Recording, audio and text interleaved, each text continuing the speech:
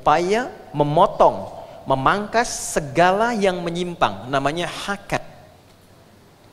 Ya, ha, kaf, mim, hakama.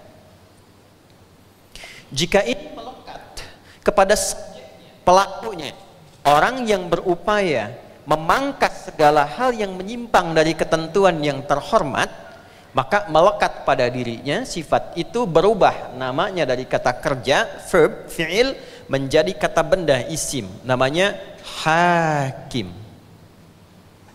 Hakim. Jika itu dilekatkan menjadi bentuk profesi dalam keseharian terbawa, ya, pekerjaannya, profesinya, berupaya untuk memangkas segala hal yang menyimpang dan meruntuhkan kehormatan, dipangkas itu sehingga tegak nilai-nilai yang baik dan penuh dengan kehormatan, maka berubah namanya, dipangkas di depannya alifnya, dipindahkan menjadi ya sebelum huruf akhirnya, menjadi hakim namanya. Ini dia, hakim. Jika dengan upaya itu dia kemudian melakukan analisis, melahirkan keputusan yang memastikan nilai-nilai penyimpangan itu dan membawa kepada nilai terhormat, maka berubah namanya menjadi qadhi. Kata kerjanya qadha, orangnya qadhi,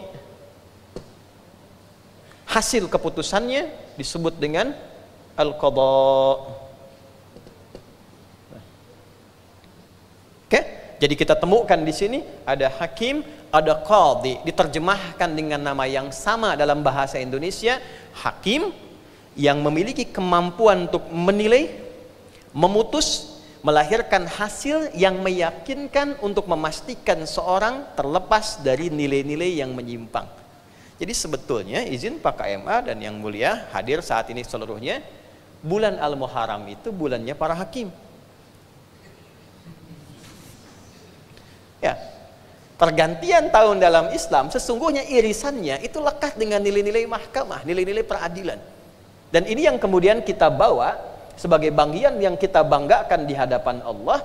Jadi saya tekankan begini, Bapak Ibu ketika memutuskan jadi hakim dan segala turunannya, itu kita harus punya motivasi dalam ketentuan syariat, apa yang membanggakan kita di hadapan Allah. Hakim itu bukan sekedar profesi, tapi ada nilai yang diagungkan di dalamnya, sehingga dengan itu kita pulang membawa kebanggaan. Ini yang ditekankan oleh Nabi dalam hadis yang kelak didokumentasikan oleh Imam At-Tirmidzi dan dibuka dengan kata inna di depannya. Beliau mengatakan demikian, innal muqsitina. Saya terjemahkan dengan ilmu balaghah ya. Ya, saya tambahkan dulu nahwu sedikit, nanti kita isi dengan balaghahnya. Inna harfu nasbin wa taukidin tansibul isma wa tarfa'ul khabara mabniyun 'alal fathi la mahalla lahu minal i'rab. Inna itu bukan hanya huruf yang menjadikan kalimat setelahnya berharakat fathah atau ada ya kalau jamak, tapi huruf yang berfungsi memberikan keyakinan kuat kepada objek supaya meyakinkan informasi ini pada hatinya yang paling dalam, jangan pernah ragu. Perhatikan kalimatnya, innal muqsitina, kata Nabi, hei, yakinkan pada hatimu yang paling dalam, jangan pernah engkau ragu. Orang-orang yang berprofesi menampilkan keadilan secara sempurna sehingga tegak keadilan itu, indallahi, diapresiasi oleh Allah di hari kiamat kelak, melewati hisab dengan cepat seakan-akan gak ada hisab bagi dirinya, langsung lewat, indallahi, diberikan tempat di sisi arsy Allah. Belum selesai hadisnya, ala manabira min nurin, dibikinkan mimbar terhormat yang terbuat dari cahaya, karena dia bertugas di atas mimbar untuk menegakkan keadilan dengan membawa nilai-nilai ketuhanan yang baik. Maka di akhirat ditetapkan di samping Allah, di samping arsy-Nya dibuatkan mimbar baru yang terbuat dari cahaya. Jadi Bapak Ibu jangan duga jadi hakim itu hanya untuk misalnya menyelesaikan persoalan, menerima beban, tidak. Ya, justru profesi ini terhormat karena pertaruhan terbesarnya Anda mendapatkan kemuliaan di sisi Tuhan. Ya. Tapi kalau hadiahnya besar, pekerjaannya pun gak akan ringan. Ya, kalau ringan ya paling power bank hadiahnya gitu kan. Tapi karena hadiahnya ini istimewa, harus berimbang kan dengan ujiannya. Ya, Tuhan menguji hal kecil dengan imbalan kecil. Tuhan memberikan ujian besar dengan imbalan yang besar. Mustahil ada imbalan besar ya dengan ujian yang kecil, itu mustahil.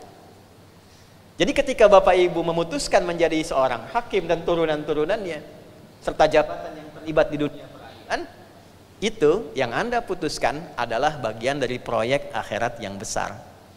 Jadi kalau bagi orang Islam masuk ke mahkamah itu proyek akhirat, Pak, bukan proyek dunia.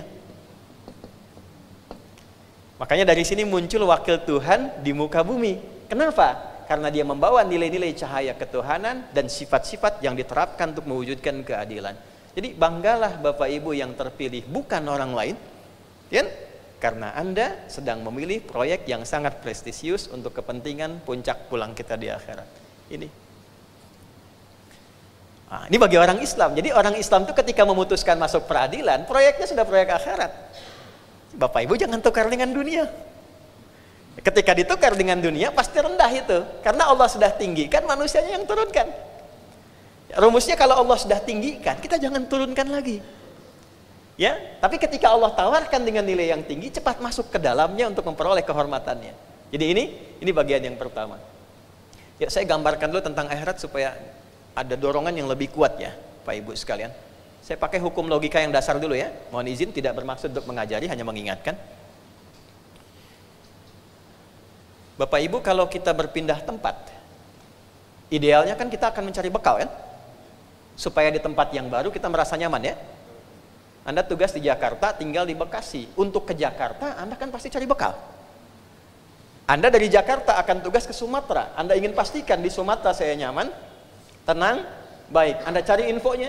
Di mana saya bertugas, tempatnya di mana, ya, akses yang paling nyaman seperti apa. Setelah dapat pengetahuannya, kemudian kita siapkan bekalnya. Normalnya begitu kan? Kita sangat bersyukur di antara sekian keyakinan yang ada di muka bumi ini, dan kita diperintahkan menghormati itu tanpa mencelanya. Ya, hanya Islam yang kitab sucinya mengatakan lakum dinukum, hormati keyakinan orang lain, tidak boleh mengganggunya. Dalam saat yang bersamaan tunaikan keyakinan kita dengan baik dan sempurna sesuai kemampuan kita. Perhatikan baik-baik. Hanya dalam Islam kita temukan penjelasan yang utuh setiap tempat yang akan kita tinggali. Informasinya lengkap dari mulai persiapannya, caranya dan konsekuensinya.